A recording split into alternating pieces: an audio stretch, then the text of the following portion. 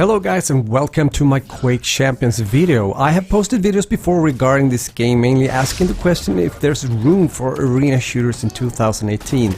But I felt that it was time to take a look into it again, since Bethesda recently decided to make it free to play.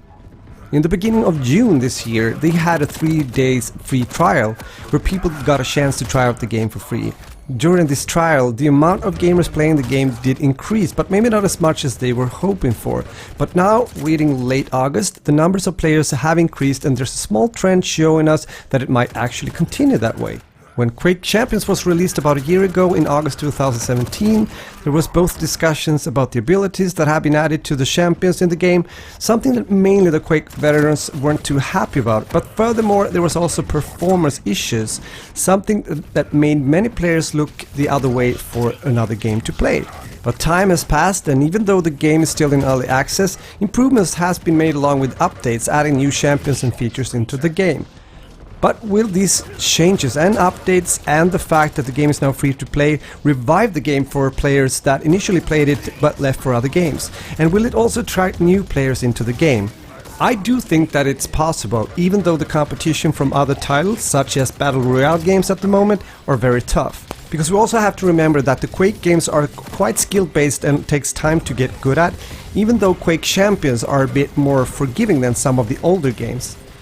But in this game, compared to, for example, Fortnite, mention a BR title, no one is holding your hand, you got no random elements or better guns that can save you if you don't perform well. But that is also what makes this game so appealing to me, and also so rewarding when you actually start to learn the game a bit, becoming better one step at a time.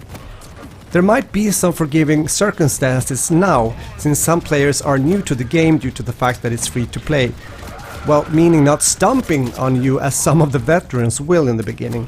But again, practice makes perfect, and if you have patience and like competitive games, Quake Champions will reward you. I also like the look of this game. It has a raw tone to it, but it's still colorful, and the music in the game is dope. The gameplay here is always very fast-paced, and you do better off, especially in the beginning if you're new to the game, if you hang around with other players in your team. If you like customization in games, well, then there's also quite a lot of options for you, as you unlock new stuff when you put time into the game. I'm reading on a website called Den of Geek that players who purchase the game will gain access to all of Quake Champions characters, while those free-to-play players will be able to use in-game currency to gain access to new champions for a limited period of time. It's not clear how long you will be able to access purchased champions via the latter method, but they've said that they don't want to use the word rent in regards to the nature of the transactions. Players on both sides will have the chance to use in-game currency on other unlockables such as rune challenges and skins. Additionally, free-to-play and paid players will compete in the same brackets on the same maps using the same weapons. At this time, it appears the only potentially meaningful gameplay concept that requires currency are the characters themselves. So with that said, I hope this video will inspire you to download Quake Champions in order to give it a go. I would very much like to hear from you in the comment section what you think about the game. Doesn't matter if you played the Quake series for years and years or if you are new into the game. The nearby future will tell if the decision to make Quake Champions will give the injection that the game needs to stay alive and win new audiences.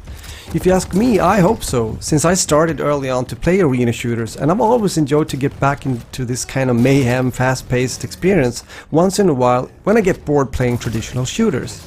I also hope for the future that game developers and foremost publishers continue to remind themselves that the most important thing is to make games that the community, meaning their customers, wants to buy and play. I'm saying this since the recent controversy around the upcoming Battlefield 5 title sometimes makes me think that EA and similar companies are too far away from the community and too eager to get good reviews from game journalists and influencers that maybe just play the game for an hour before they give their first opinions of the game or write a full review. Games are for gamers, and I'm therefore glad to see that a classic such as Quake, well, the series at least, still kicks ass, and that there's still people enjoying these skill-based and competitive games. With that said, thanks for watching, see you soon again.